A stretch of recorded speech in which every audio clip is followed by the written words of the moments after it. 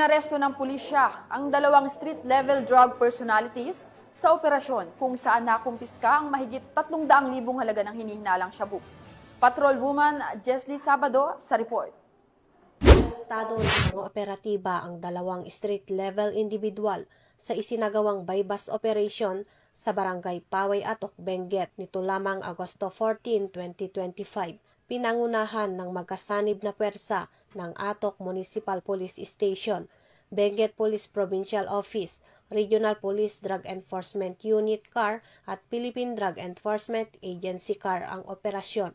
Kasabay ng pag-aresto ay ang pagkakumpiska ng tinatayang 50 gramo ng hinihinalang shabu na may standard drug price na 340,000 pesos.